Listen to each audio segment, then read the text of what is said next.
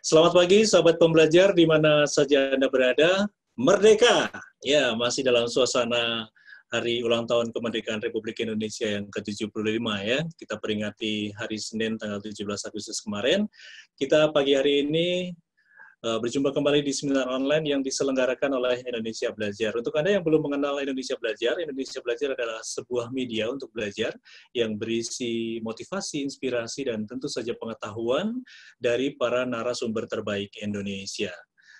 Dan Anda bisa download Indonesia Belajar di Google Play Store ataupun Apple App Store, indonesiabelajar.id.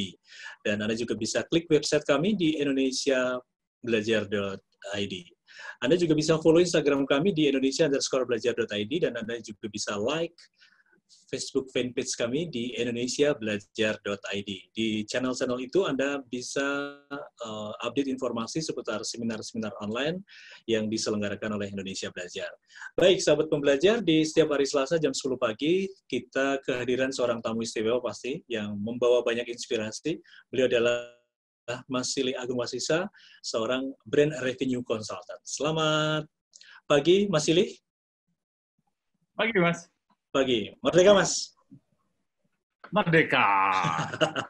Merdeka atau makmur, Mas? Iya, merdeka dan makmur. Kalau tema ulang tahun kemerdekaan RI kan Indonesia Maju ya. Kita terus berkarya demi Indonesia Maju ya. Oke. Mas Silih, kita pagi hari ini membahas mengenai racun panggung. Mengapa banyak orang justru jatuh setelah terkenal? Ya, ini menggelitik nih judulnya. Yes. Ya, pasti banyak contoh-contoh orang-orang yang kita tahu ya, banyak orang yang terkenal kemudian jatuh dengan apapun itu. Nah, ini yang membuat apa nih racun-racun ini, nanti Mas Silih akan membahas ya, mengenai racun-racun panggung ini ya. Yes. Oke, baik. Ya, Mas Silih, sebelum mulai, saya ingatkan dulu untuk sahabat pembelajar, yang ingin bertanya atau sharing, Anda bisa tulis di Zoom group chat, atau Anda langsung bisa interupsi langsung bisa ya, kayak di gedung DPR ya. Interupsi gitu ya. Langsung bertanya silakan ya. Oke, ditunggu nanti partisipasinya. Mas Silih, apa ini? Yang racun panggung apa saja ini? Mengapa banyak orang justru jatuh setelah terkenal? Iya, Mas. Jadi ini sih, jadi waktu itu kan pas kita ada satu tema tuh, Mas, di mana bahwa personal branding itu nggak harus terkenal, tapi yang penting dikenal gitu ya. Nah, itu menarik tuh, Mas. Habis itu kemudian ada beberapa permintaan yang masuk gitu ya ke saya, bahwa nggak apa-apa, mereka memang pengen terkenal gitu. Jadi bukan hanya dikenal, pengen terkenal untuk, ya pokoknya begitu orang datang tuh nyambut namanya, paham gitu ya kan. Jadi memang ini sih apa ya, semacam ya semacam kecanduan kali ya. Ada orang-orang yang memang ingin jadi terkenal gitu. Ya mungkin semacam kebutuhan juga lah gitu ya, semacam kebutuhan. Jadi ini menarik, makanya saya kasih tahu beberapa hal karena memang ke beberapa klien yang pengen jadi terkenal, saya biasanya ini saya munculin juga gitu loh, Mas. Jadi biar mereka paham apa sih sebetulnya kalau mau terkenal tuh. Kalau dalam bahasa dalam pepatah itu kan semakin tinggi pohonnya semakin kencang anginnya gitu ya, dan kita semakin sendiri jadi anginnya tuh bertiupnya semakin kencang. Jadi kita akan bicara itu. Jadi basisnya kenapa sih kok orang-orang terkenal itu malah banyak masalah gitu. Kita kan barusan beberapa hari ini kita ketemu beberapa case gitu ya, orang-orang yang masuk dalam kategori selebgram gitu, tapi namanya hancur gitu ya, namanya hancur dalam hitungan hari karena kemudian orang mengungkit semua kejahatan dia di belakang ini gitu ya. Itu satu pertanyaan. Yang kedua lagi sebetulnya adalah toxic racun untuk orang-orang terkenal itu kemudian mereka cenderung untuk menjadi pencuri, Mas. Mereka untuk menjadi pencuri, bukan lagi menjadi pemberi. Ini yang harus dipahami dulu nih, Mas. Untuk menjadi pencuri, jadi mereka bukan lagi pemberi. Kan basisnya gini, Mas. Ketika kita menjadi atau membangun personal branding, basisnya kan kita harus memberi sesuatu. Kita manfaat gitu ya, memberi solusi. Nah, yang terjadi adalah pada saat kita memberi manfaat, tahu-tahu banyak yang merasakan manfaatnya, sehingga banyak orang yang kenal kita gitu. Nah, begitu kita menjadi terkenal, itu pelan-pelan kita kemudian menjadi pencuri, Mas. menjadi pencuri publik, menjadi pencuri perhatian. Kita ngerasa enak ya kalau kena sorot ya. Kalau kena sorot panggung tuh enak banget gitu. Semua pada hormat gitu ya. Buat yang receh-receh kalau beli makanan kadang-kadang dikasih diskon gitu ya. Itu terkenal tapi pemberi diskon gitu. Masuk ke hotel minta gratisan dikasih gratisan karena dapat endorser gitu. Ini yang sering terjadi, Mas. Jadi rata-rata kemudian banyak orang-orang yang tadinya bagus, ketika menjadi terkenal, kemudian menjadi hancur. Karena dia berubah dari pemberi menjadi pencuri, Mas. Ini yang harus dipahami nih, konteks bagaimana kita mencuri orang. Saya kasih contoh nih, misalnya ada beberapa ya katakanlah pemuka agama gitu ya, pemuka agama yang memang bagus banget, Mas. Memang bagus banget, isinya juga oke gitu. Terus kemudian lama-kelamaan YouTube-nya itu dikenal. YouTube-nya dikenal, kemudian yang tadinya YouTube-nya nggak sengaja, kemudian mereka orang gitu memperhatikan penampilannya. Yang tadinya itu cuma memperhatikan ya tadinya cuma memperhatikan konten isi yang diomongin apa gitu ya. Tapi kemudian dia memperhatikan bagaimana penampilannya dia. Terus bagaimana cara ngomongnya gitu. Sehingga lama-kelamaan kontennya justru lupa. Dia kemudian berebut gimana caranya biar viewersnya tambah banyak gitu. Nah ini contoh Mas, bagaimana kemudian yang tadinya kita memberi konten yang bagus gitu ya, bahkan nggak dipoles apapun, kemudian lama-lama kemudian kita menjadi mencuri ini gimana caranya mendapatkan. Ya itu tadi, kemudian kita secara fisik kita berubah, kita pakai baju, ya segala macam kita sampai datang ke pelatih gitu biar orang melihatnya enak gitu. Nah di sisi lain itu baru secara fisik Mas. Secara psikologis kemudian kita menjadi susah diomongin, susah dibilangin karena kita ngerasa udah terkenal, kita ngerasa punya banyak pengikut. Nah ini yang kita mau obrolin. Gimana caranya biar kita terkenal, biar sohor, tapi nggak tekor, gitu. Karena banyak orang yang kemudian itu lama-lama sohor kemudian jadi tekor, Mas. Yang tadinya nggak perlu biaya perawatan, tahu-tahu biaya perawatan gitu ya. Yang tadinya cuma ditok pakai buah-buahan, tahu-tahu butuh botok gitu ya. Yang cabinya dihilangin jadi lebih cabai kemudian jadi lebih runcing. Dia butuh make up artist yang kalau mau muncul make up artisnya jadi. Nah hal-hal yang kayak gitu tuh yang harus diperhatikan sehingga ya udah dia bukan lagi pemberi, dia menjadi pencuri. Nah kita akan ngobrol Mas, diskusi gimana caranya biar kalau memang mau terkenal tapi kita tetap enak tuh di atas tuh. Orang tetap menghormati kita, orang tetap nggak mencela. Karena kalau enggak, nanti jadi jatuhnya seperti orang-orang yang kita temui beberapa minggu ini, Mas. Ada seorang financial consultant yang kemudian harus masuk penjara, gitu ya. Ada artis yang kemudian dibully, ada artis yang masuk penjara juga, gitu. Tapi kan, ya itu konteksnya dalam hal-hal kayak gitu, Mas. Jadi memang ada hal-hal yang harus dipahamin pada saat menjadi terkenal dia. Mas. Iya, oke Mas Silih. Sepertinya suaranya terputus-putus ya, tapi oke lah.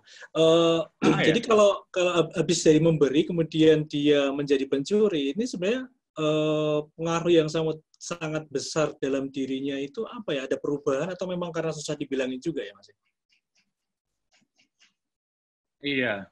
Jadi putus-putus ya Mas. Suaranya masih oke nggak Mas? Udah oke Mas. Iya, jadi ada terjadi perubahan sebetulnya memang menjadi susah dibilangin karena itu Mas, karena merasa bahwa kemudian sudah mendapatkan banyak penggemar gitu ya, sehingga orang nurut dengan apa yang diomongin. Nah itu pelan-pelan kemudian mereka menjadi close mind, yang tadinya open mind menjadi close mind gitu, merasa bahwa pendapatnya yang paling benar. Jadi itu memang racun yang paling muncul Mas. Kenapa racun itu muncul? Karena gini Mas, pada saat kita diperhatiin orang gitu ya, pada saat kita ngelihat viewers di YouTube tambah banyak, itu yang terjadi itu hormon endorfinnya berproduksi, Mas. Hormon endorfin berproduksi sehingga kita menjadi senang, sehingga kita menjadi bahagia. Nah, kita mengartikan bahwa kebahagiaan kita itu karena viewers.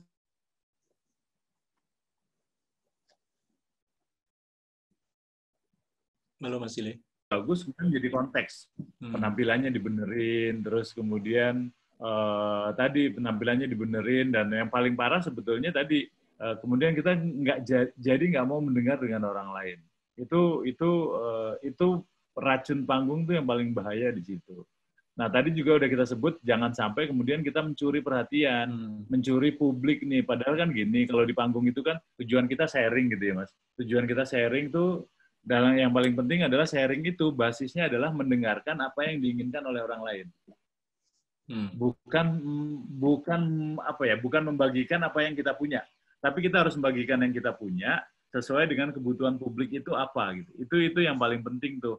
Nah, kita sering lupa, apalagi buat teman-teman yang pengusaha gitu ya, pengusaha atau omsetnya sebulan udah 6 miliar, sebulan udah 7 miliar gitu. Kemudian dia diundang kemana-mana gitu.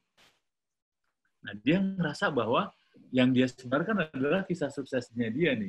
Padahal sebetulnya harusnya adalah dia harus sharing apa yang dibutuhkan oleh orang-orang yang ada di panggung. Misalnya, kemudian ada pertanyaan, gimana usahanya, bangkrut apa enggak? Penjualannya pernah turun apa enggak? Ini contoh nih, Mas. Itu kan permintaan yang tulus tuh, Mas, dari publik. Tapi karena dia sebagai sebagai public speaker, sekalipun usahanya lagi turun gitu ya, dia tetap mempertahankan itu biar dapat viewers, karena nanti kalau gue bilang perusahaan gue lagi turun, nggak dapet deh ini viewers, pada kabur karena gue orang gagal. Akhirnya membungkus itu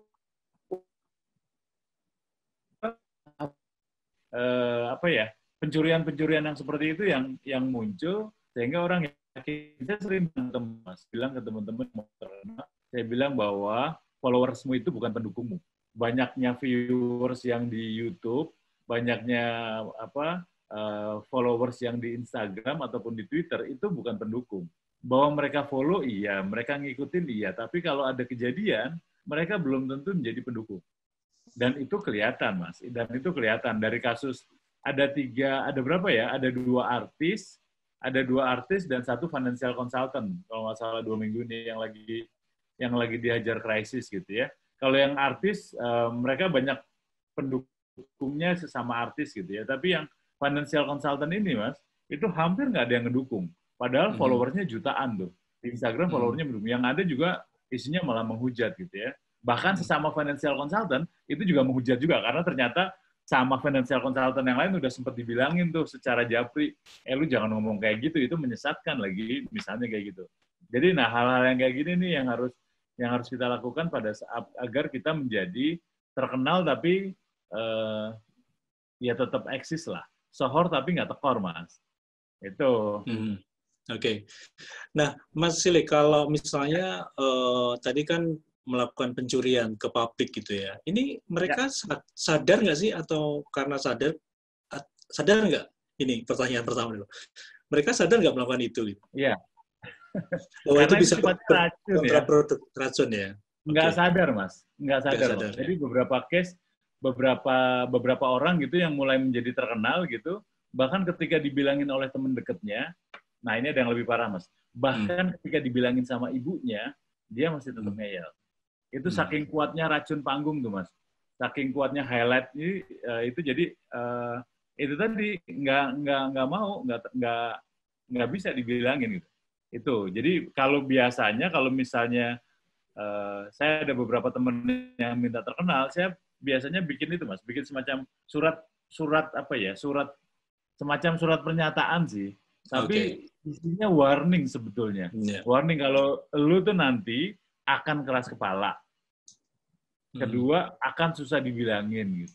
Ketiga, akan merasa lebih hebat. Itu saya tulis tuh, Mas. Jadi kalau dia udah terkenal, susah keras kepala, tinggal kasih aja suruh tunjukin nih ya. Nih, lu udah bilang lu sebelumnya bahwa kalau keras kepala akan mau dibilangin gitu.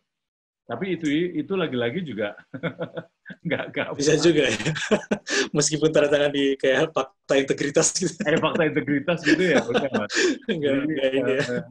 Ya udah, memang nggak semua orang kuat untuk terkenal kan, Mas. Makanya saya nggak nyaranin banget kalau ada orang yang pengen jadi terkenal tuh, saya cek dulu mental ininya, status mentalnya. Kalau dia kuat, oke. Kalau enggak, sebaiknya jangan, karena kasihan Mas. Terkenal itu bisa mendapatkan hal-hal yang belum dia dapatkan gitu, tapi sekaligus dia bisa kehilangan apa yang dia punyai Mas. Itu, jadi itu sih konsekuensi terkenal Mas. Iya, iya. Mas, kalau orang terkenal itu, public figure, biasanya juga kalau pas lagi down, turun ya, lagi turun, apa namanya, nggak booming lagi gitu kan, dia perlu sensasi itu. Nah, sensasi ini juga racun nggak, Mas? Atau sensasi itu racun, Mas. Racun juga sensasi ya? itu racun. Sensasi itu racun gitu ya, sehingga jadi ketika dia turun, makanya gini, biasanya Mas, kalau orang-orang yang terkenal itu udah punya tim, mereka udah punya tim sendiri. Jadi timnya itu udah disiapin gitu. Ketika drop itu sudah ada yang support. Ketika drop udah ada yang support. Ini yang paling gampang nih Mas. Cerita seorang stand up comedy, seorang stand up comedy gitu ya. Wajahnya gantengnya hampir sama kayak Mas Dewo, Mas. Terima kasih Mas. Itu sama gitu. Nah itu Mas, dia punya tim Mas. Punya tim yang secara khusus untuk mensupport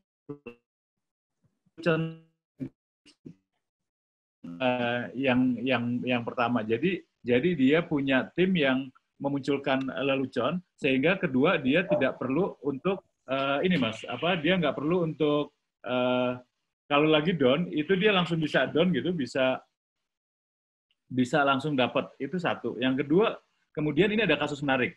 Karena dia semakin terkenal, rumahnya pindah. Yang tadinya di kampung, kemudian dia pindah ke klaster. Dia beli lah gitu ya, dia beli di klaster gitu, dia kemudian tinggal dengan orang-orang klaster. Yang terjadi pada saat dia di panggung, lawakannya jadi garing, Mas. Lawakannya jadi garing. Karena dia nggak dapat masukan tentang kondisi sosial. Dia nggak ngeliat, dia kan di klaster. Ketemu seminggu sekali aja udah bagus gitu ya. Kalau ketemu di jalan gitu. Nah, yang terjadi kemudian, kemudian sama timnya bilang, lah kan lawakan lu karena lu tinggal di kampung, jadi dapat ide-ide baru sehari-hari. Nah, akhirnya apa? Dia balik lagi ke kampung, Mas. Dia balik lagi ke kampungnya itu, rumahnya di situ, terus kemudian ya udah dia kemudian lebih banyak, ya udah rumahnya digedein, tetangganya sama dia dikasih fasilitas gitu ya. Jadi kehidupan kampung dan dia tetap produktif. Ini salah satu contoh gitu ya. Saya nggak bisa sebutin namanya karena saya belum izin. Nanti dia nggak ngasih tahu loh. Nanti jadi racun ya Mas. Oke Mas Ili, ini seperti janji saya tadi di depan ya, bahwa kita bisa interupsi. Ini ada selamat pagi Mas Pinpin, ada Irman Aryadi juga. Mas Pinpin ini nulis di Zoom, sudah ada penyanyi dangdut yang meninggal karena racun panggung, digigit ular pentasnya.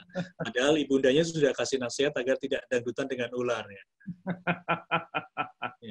Wah, itu benar banget tuh, Mas. Benar banget ya. Itu nasihat ibu tuh. Saya barusan kemarin ada teman yang mau pergi ke satu daerah gitu. Sebetulnya dia udah terbiasa dengan daerah jalan pintas, Mas Pinpin gitu ya. Jadi dia udah oke lah gitu ya. Dia mau lewat situ, terus ibunya bilang, nggak usah lewat situ, lewat jalan lain aja gitu. Dia memilih untuk nggak lewat jalan situ. Tapi itu, kalau ibu mah udah nggak bisa harus diikutin apapun gitu ya, sekalipun kita ngerasa salah. Setuju tuh Mas? Itu ya, setuju banget tuh. Ini yang termasuk yang susah dibilangin tadi ya. Kadang-kadang ibu itu menyampaikan sesuatu yang kadang-kadang dia sendiri juga tahu-tahu ngomong aja ya. Dan kita kadang-kadang juga suka membantahnya. Oke, thank you Mas Pinpin. Ini ada Mas Sunil Tolani. Oh ini mungkin masih saudara sama Andre ya, temannya Sule. Ya. Andre Tolani. Ada sahabat saya, dia sempat dalam situasi yang sebenarnya lagi down dan financially. Tetapi secara ajaib ada momentum yang dia nggak tebak membuat dia sempat viral. Dan di situ dilemanya dia harus mintain ketegarannya di saat dia harus berjuang terus. Itu blessing apa cobaan? Apa cobain? Gimana sebaiknya dia menyikapinya? Oke, mentally dan financially. Oke. Gimana Mas? Mas? Iya, ini abis ini kayaknya Mas Pinpin harus ngobrol juga. Iya. Insight-nya banyak banget. Mas Sunil atau Mbak Sunil ya? Namanya menarik, Sunil Tolani.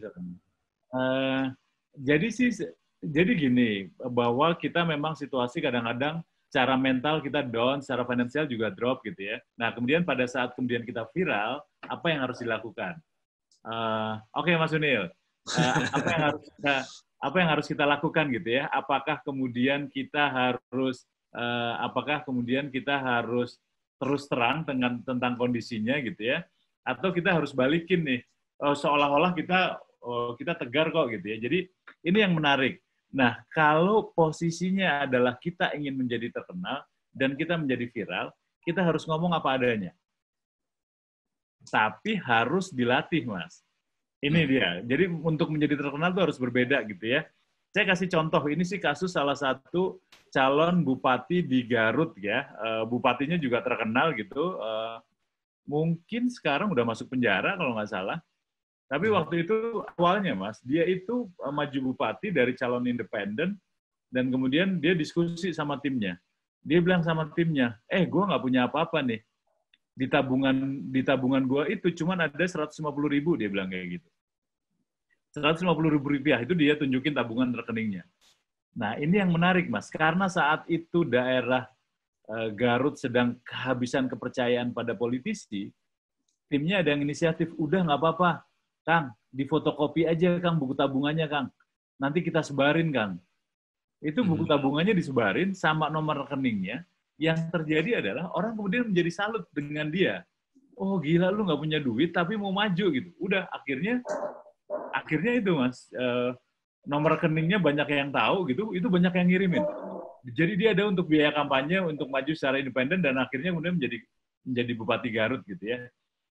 Sayangnya dia nggak kuat ininya, Mas. Pada saat jadi Bupati Garut, dia nggak pakai tim yang sama gitu, dia nggak open mind juga, sehingga kemudian dia jatuh untuk masalah yang sebetulnya nggak perlu gitu ya. Itu contoh. Tapi itu contoh. Jadi kalau misalnya kita sedang ngalamin cobaan, ya kita harus kelihatan tegar, tapi kalaupun harus menangis, ini nih latihannya, Mas. Kita harus nangis, keluar air mata, tapi suaranya harus bulat. Suaranya itu kan, kalau nangis itu kan kelenjar kita itu kan kemudian kesumbat lah, sehingga suaranya nggak bisa polos, suaranya nggak los gitu, suaranya jadi terganggu. Makanya yang terjadi adalah biasanya, Mas, kalau dalam personal branding itu kita dilatih, Mas, gimana caranya nangis, air matanya keluar, tapi suaranya tetap bulat. Itu tapi ya kalau itu sih butuh tim yang profesional ya, tapi basisnya gitu. Kalau personal branding itu apa adanya, tapi kalau muncul ke publik tetap harus diperhatikan. Ada orang-orang yang pipinya cabi gitu, kalau makan kemudian semua mukanya bergerak gitu, sekalipun cabi, makanya kalau makan disembunyiin lah. Itu salah satu contoh, Mas. Jadi hal-hal kayak gitu tuh, Mas. Jadi bagaimana caranya, kalau viral lagi susah sih ya blessing. Kemarin juga ada orang Indonesia itu yang langsung viral gara-gara dia cuman bengong natap sesuatu gitu, videonya tuh malah viewersnya banyak gitu ya. Kadang-kadang emang yang nggak jelas tuh justru jadi naik daun. Iya, betul. Nggak susah diprediksi kalau kita mau mengamati pasar ini. Pasar netizen ini susah diprediksi. Oke, Mas Sunil, semoga terjawab. Mas Sunil bukan Mbak, nggak ada urusan sama Andre Taulani. Oke. Thank you. Mas Pinpin tadi ada komentar, benar banget Mas Ileh, bahwa arah popularitas sering menjadi daya abai banget atas berbagai hal baik. Oke. Ya. Ini tadi Mas Pinpin diminta Mas Ileh untuk sharing. Ampun. Ya harus sharing ya. Itu PR dari Mas Ileh, Mas Pinpin. Ini langsung aja saya lanjutkan ke Coach Firman Aryadi. Apa nasihat terbaik bila bertemu artis atau produk yang sudah kita bantu untuk menaikkan brandnya? Di saat sudah dapatkan, mereka sudah nggak butuh. Kadang kalau kita yang sudah kadung cinta membangun dirinya, gitu, Mas. Gimana ini, Mas? Iya, Mas, Coach Firman gitu. Waduh, saya tuh kemarin barusan bilang Mas Pinpin, Mas, Mbok, saya diajari jadi coach gitu ya, biar sertifikasi gitu loh, kayak Mas Pinpin gitu kan. Jadi gini, Mas Firman, yang menarik, saya sharing aja ya apa yang saya lakukan gitu ya, dengan personal branding saya gitu. Saya bantu Ya, ya karena takdir gitu ya, karena kehendak yang di atas, saya bantu 2 presiden. Saya bantu gubernur. Kemudian sekarang bantu salah satu ketua petinggi negara lah gitu ya. Jadi memang secara profil tuh memang high profile, Mas. Tapi satu hal yang saya lakukan adalah ya pernah bantu salah seorang wali kota kemudian naik jadi gubernur gitu ya. Itu juga pernah. Tapi gini Mas, satu hal prinsip yang saya lakukan adalah saya itu niatnya menolong orang dari yang zero gitu menjadi hero. Itu basis tuh. Sehingga posisi status saya itu status nolong. Jadi statusnya itu di atas. Nolong orang yang nggak mampu kemudian menjadi mampu. Nah, ketika dia pada satu level tertentu yang kemudian mampu, saya langsung back out, saya langsung langsung mundur. Ini di pemerintahan dan di politik ya. Boleh tanya tuh, saya pernah bantu Gus Dur, saya pernah bantu SBY gitu ya. Itu begitu mereka selesai, kemudian sudah selesai dengan posisinya sesuai dengan objektif, saya langsung narik diri. Begitu juga pada saat bantu gubernur gitu. Karena posisinya memang jadi ya itu tadi, posisi saya kan jadi tetap di atas, Mas. Tetap nolong gitu loh. Begitu dia udah naik kan banyak semut yang datang tuh Mas karena udah jadi gula. Ya udah kita pull out. Posisinya nolong. Jadi kalaupun dia datang lagi, statusnya dia minta tolong ke kita. Kalau dia nggak minta tolong, ya nggak apa-apa, tenang aja Mas.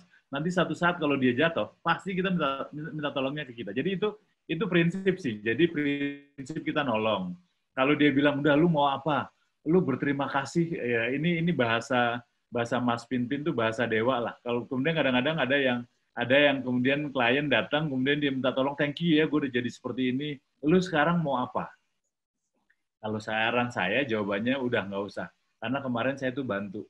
Kalau mau, lu bantu orang lain. Itu jauh lebih dibutuhkan. Saya nggak butuh apa-apa. Nah itu Mas, itu. Nah sayangnya memang teman-teman yang ikutan di politik gitu, begitu naik itu langsung, oke, dia udah jadi gubernur, gue dapat proyek apa ya gitu. Itu sih Mas. Jadi saya nggak nyaranin untuk kalau dia udah ngerasa nggak butuh bantuan, ya udah kita mundur pelan-pelan atau kita mundur dengan teratur gitu. Kalau udah kadung cinta ya kita cari yang lain yang bisa ditolong lah. Karena sebetulnya segede-gedenya proyek tuh, aduh, hidup-hidup aja gitu loh Mas. Saya dulu pernah pas bantu salah seorang presiden itu, di minggu pertama ada seorang pengusaha yang tahu, saya langsung dikasih salam tempel Mas. Waktu itu salam tempel nilainya 500 juta. Saya bilang salaman aja nilainya 500 juta gitu ya. Tapi apalagi pelukan ya. Apalagi pelukan gitu ya. Saya mikirnya waktu itu saya masih muda banget, masih 30 tahun. Masih 30 tahun. Saya pikir ini gue balikin atau gue ambil ya. 500 lumayan tuh. Saya waktu itu lagi baru nyicil rumah juga kan. Tapi ya udah saya balikin gitu. Karena sebetulnya kan baru sekarang udah umur sekarang gitu ya. Baru ya dulu nggak gue terima, baik-baik aja sampai sekarang masih hidup aja gitu. Jadi itu sih Coach Firman, mudah-mudahan bisa sharing. Jadi posisi kita kalau di personal branding itu nolong orang Mas. Mendingan itu, jadi dengannya pun jadi lebih enak. Karena kalau kemudian kita menjadi, nah bedanya kalau konsultan personal branding itu, kalau kita menjadi konsultan dan posisinya lebih rendah, wah itu agak berat Mas. Saya sih nggak nyaranin ya, nanti malah jadi kayak pembantu, suruh ngambilin teh segala lah, suruh beliin rokok, wah itu repot banget Mas. Itu Mas Dewo. Mas Firman mudah-mudahan. Ya, oke. Mas Firman, ini Asia pro aja ya, tetap bergerak terus lihat potensi-potensi yang lain. Thank you Mas Ili. Oke. Yes. Ya. Ini ada Mas Jose Lito nih. Pansos itu positif atau negatif ya? Pansos itu negatif atau positif gitu ya.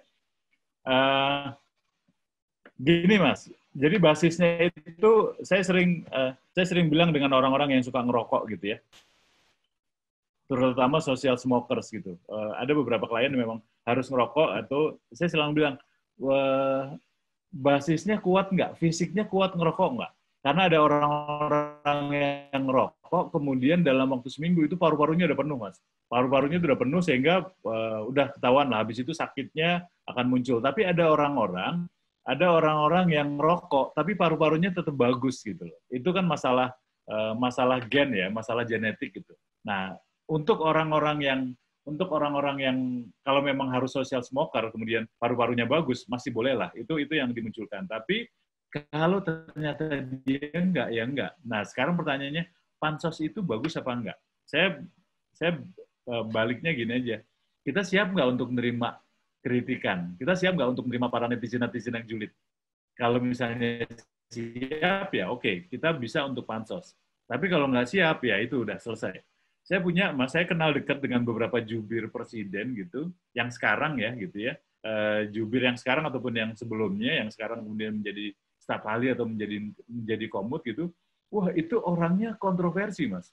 Itu yang nyela-nyela di timeline itu banyak banget. Seolah-olah dia memang musuh bersama lah gitu ya. Tapi ketika ngomong secara personal, orangnya itu ramah, orangnya santuy gitu. Dia bilang, lu kok bisa beda gini sih? Ya iyalah, kan gue menjalankan tugas menjadi bempernya presiden. Gaya gue harus dipukulin, ya memang itu tugas gue, nggak apa-apa lah, santai-santai aja kan gue tahu. Nah, basis itu tuh Mas, karena kalau itu dilakukan itu selesai. Saya punya case yang sama juga,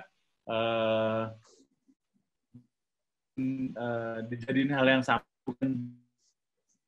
soalnya juga Mas, itu padahal dia perwira terbaik, lulusan terbaik gitu, tapi memang nggak bisa, karena mungkin perfect ya, jadi sempurna terus hidupnya gitu, jadi nggak pernah dijelek-jelekin orang nih Mas.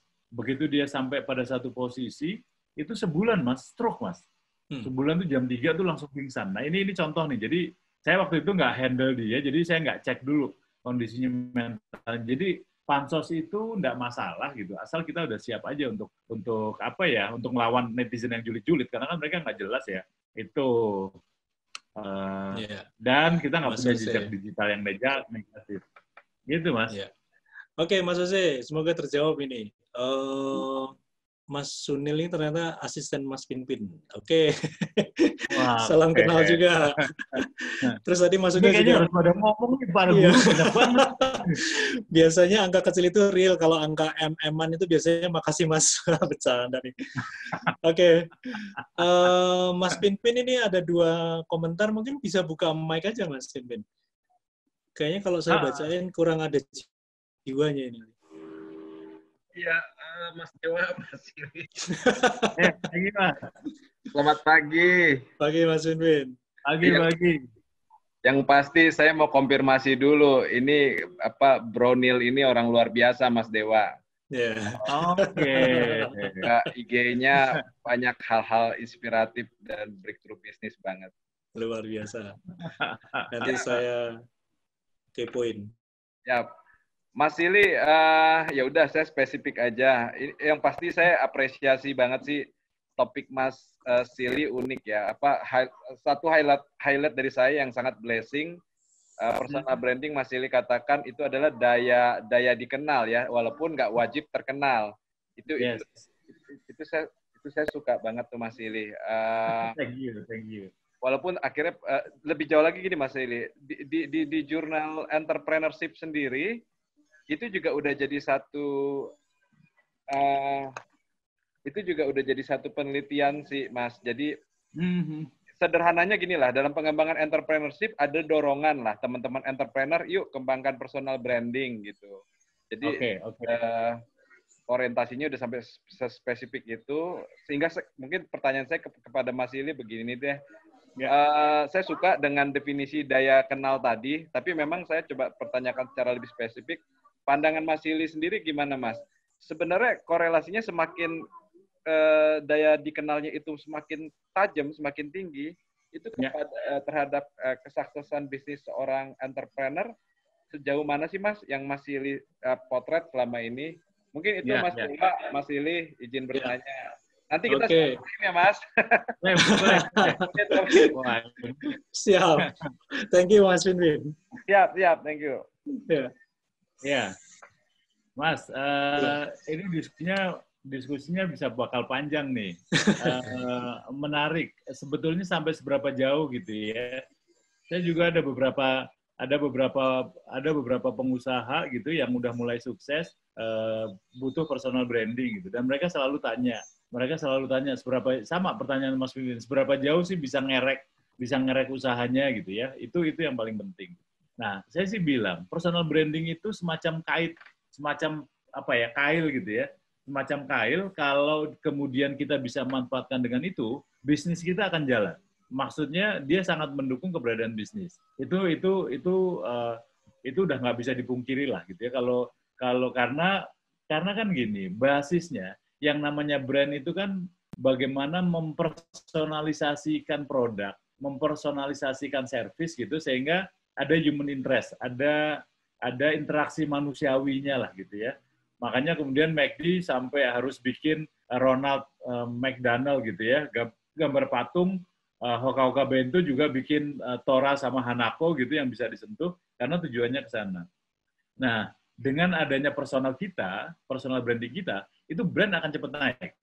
Karena orang jadi ngelihat, oh ini tuh sosoknya gitu. Oh ini tuh sosoknya. Nah, tapi itu tadi, artinya naik dengan beberapa syarat.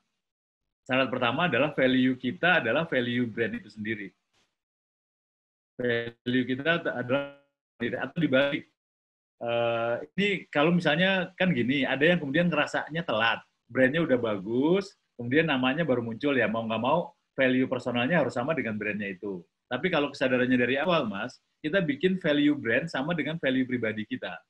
Bedanya di mana? Bedanya kalau kita bikin dari value pribadi, habis itu kita bisa bikin brand yang banyak. Produknya bisa lebih banyak lah, basisnya gitu. Tapi kalau kebalik itu nggak mungkin. Ini kita diskusi ya. Ini yang ikut ada berapa orang, Mas? 21. Nggak apa-apa lah. Kita cek bareng deh. Kita belajar. Saya nggak kenal Mardigu. Saya nggak kenal Mardigu Wu ya. Yang dia namanya lagi ngelejit. Nanti kita lihat deh. Mardigu itu melejit setelah sebetulnya namanya udah lama gitu ya. Udah lama terkenal sebagai ngembangin UKM. Tapi kemudian setelah dengan Usier, dia muncul sebagai pengamat intelijen. Dia muncul sebagai pengamat intelijen yang itu adalah tidak konsisten dengan apa yang dia bangun sebelumnya. Basisnya gitu ya. Saya nggak bilang Mardigu jelek ya. Kita ngomongin, maksudnya no hard feeling lah. Kita diskusi objektif. Nah, konsistensi ini yang nanti akan berpengaruh terhadap keberadaan bisnis sebelumnya. Karena dia munculnya baru, bisnisnya udah ada, baru Mardigu muncul dengan konsep yang berbeda gitu. Itu akan jadi challenge tersendiri. Itu yang satu. Yang kedua adalah kalau kemudian kita secara pribadi muncul, yang harus disiapkan adalah gimana kalau krisis terjadi. Ini yang paling berat. Gimana kalau kemudian kita mendadak cerai dengan istri? Mohon maaf ya. Kemudian gimana kalau kemudian hubungan keluarga kita nggak begitu langgeng gitu. Karena buat para pengusaha cowok gitu, sukses gitu, itu kan menjadi menarik perhatian para perempuan. Ya kan nggak perlu tampan, yang penting mapan. Jadi begitu kita positioningnya mapan, wah itu udah. Nah, ini salah satu. Jadi selalu bilang, gitu. Apalagi buat politisi, buat mereka perempuan itu kan diumpanin, diumpanin tuh bahasa. Dijadikan umpan gitu maksudnya. Ya pokoknya dijadiin umpan lah. Ya, banyak umpan-umpan seperti itu gitu. Tapi nah basisnya gitu Mas Pin, kalau di saya tuh jadi kalau dia muncul ya harus ada tadi antisipasinya kayak apa. Sangat bagus. Wajib ada. Cuman tadi kalau kemudian bagus naik ke atas, kalau yang ditampar ya yang ditampar tuh wajah kita. Tapi kan kalau yang ngembangin sistem beda. Kalau sistem kan sistemnya yang kita bangun tuh. Ya gampangnya kita di belakang masih bisa melakukan value yang berbeda dengan produknya lah. Gitu Mas, kita harus diskusi nih. Siap Mas Ili. Thank you. Nanti kita atur waktu diskusi Mas. Siap. Oke. Oke Mas Ili, ada lagi mungkin sahabat pembelajar yang ingin sharing atau bertanya? Saya buka nih. Kalau belum ada, mungkin kita ke ini Mas, bagaimana agar kita ini tidak gampang kena racun panggung ini? Ya. Oke. Jadi gini, racun panggung itu kan memang ini ya, racun panggung itu kan memang apa tuh, bentar Mas, racun panggung itu datang tidak disadari, Mas. Kan tidak disadari tuh, sehingga dia muncul sebagai seolah-olah kesenangan. Itu racun panggung tuh, Mas. Seolah-olah kesenangan. Kita datang, kemudian diperhatikan oleh banyak orang, kita merasa happy gitu. Nah itu yang membuat ya semacam narkoba gitu lah, Mas. Semacam edik. Kita ngerasa seneng gitu. Padahal sebetulnya itu ngegrogoti fisik kita, ngegrogoti pemikiran kita gitu. Kita ngerasa menjadi lebih bagus, menjadi lebih dihargai, kemudian kita berusaha untuk berubah gitu. Nah itu yang membuat saya belum pernah, sangat jarang menemukan orang-orang yang bisa menghadapi racun panggung kecuali memang basisnya adalah ikhlas. Basisnya itu tokoh-tokoh agama, Mas, dia biasanya tidak mengidap racun panggung. Tapi tokoh agama yang beneran ya, kalau Katolik jelas lah, Romo kan pendidikannya sama gitu ya, hampir nggak ada yang racun yang ada nggak ya? Saya sih belum melihat ya. Tapi mungkin kalau di Islam kan ada yang pendidikannya beda-beda tuh, Mas. Ada yang belajar Qur'annya cuma lewat online atau ngaku sebagai ustadz gitu ya. Jadi saya ngeliat nggak komprehensif tuh. Nah itu biasanya dia terpapar tuh. Tapi kalau dia dididik secara umum, semua kitab dia baca, itu dia biasanya nggak menghadapi itu. Tapi untuk orang-orang umum, yang basisnya niatnya adalah memberi, niatnya ikhlas, itu racun panggung biasanya hanya menghinggapi tapi nggak banyak. Gitu sih, Mas. Tapi emang agak susah kok. Makanya kalau saya memilih untuk tidak terkenal, Mas, mendingan dikenal aja, Mas. Tidak terkenal tapi dikenal ya. Dan disegani ya. Idealnya seperti itu ya. Ya. Nah, kalau kita mendampingi atau punya teman yang public figure yang terkenal ya, yang agar teman-teman kita ini tidak kena racun panggung. Sebagai teman itu kan pasti juga harus sayang nih kalau teman kita yang udah terkenal ini menjadi terpuruk karena kena racun panggung. Apalagi kalau ada ciri-ciri susah dibilangin gitu. Ini loh yang saya mau tanyakan, ini apa yang harus kita lakukan buat dia? Fakta integritas kayaknya disepelein. Kemudian ibunya aja udah nggak didengerin gitu loh. Ya, kalau ini terjadi terus, ya kalau di Indonesia kan banyak sekali ya contoh-contoh, misalnya katakanlah artis gitu ya. Kalau saya tinggal, Mas. Udah tinggal aja, no hard feeling gitu. Toh nanti ketika satu saat jatuh, pasti orang yang pertama dicari adalah kita, Mas. Itu.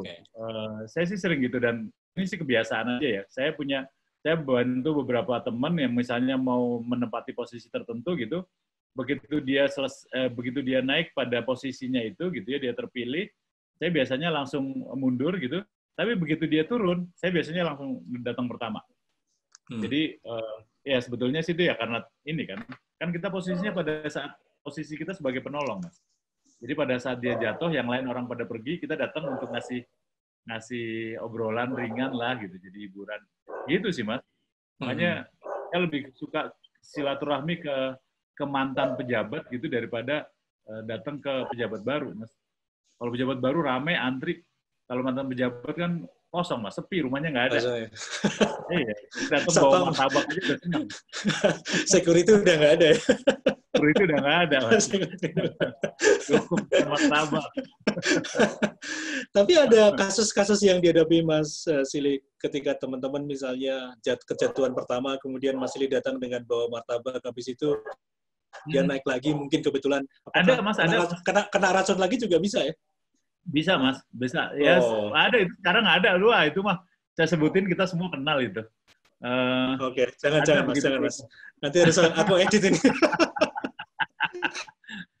Ada, Mas, ya udah kita tinggal lagi, dia naik lagi gitu.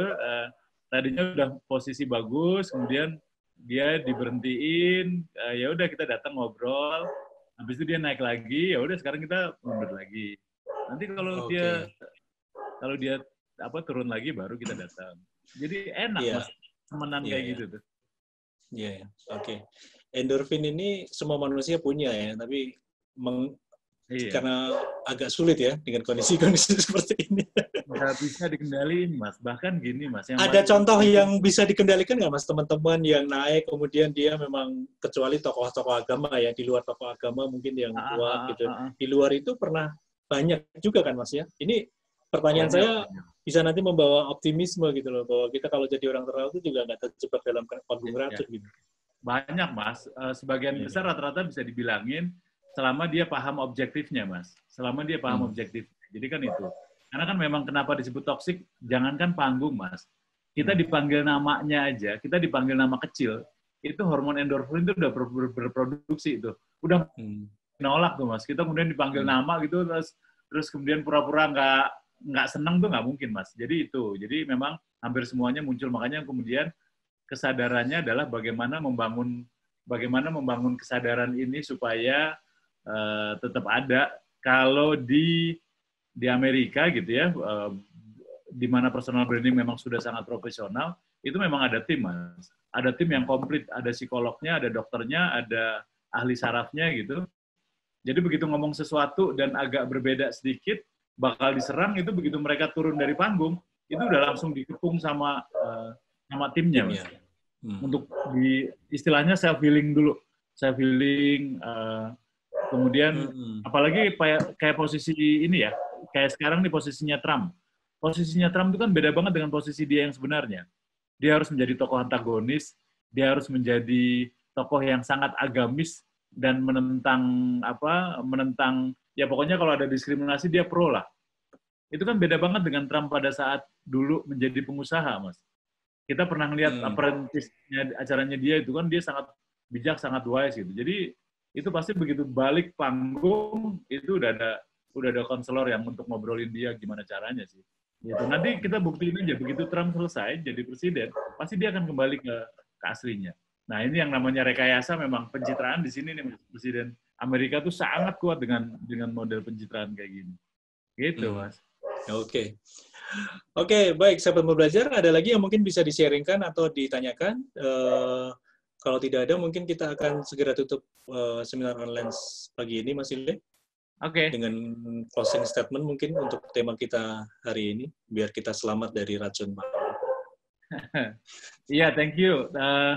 Thank you teman-teman, Mas Dewo, Mas Pinpin, Mas Firman gitu ya. Saya semangat nih kalau banyak guru-guru di sini jadi enak nih.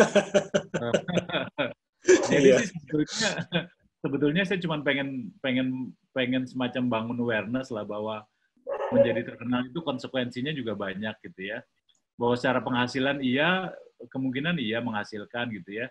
Tapi juga anginnya itu akan banyak.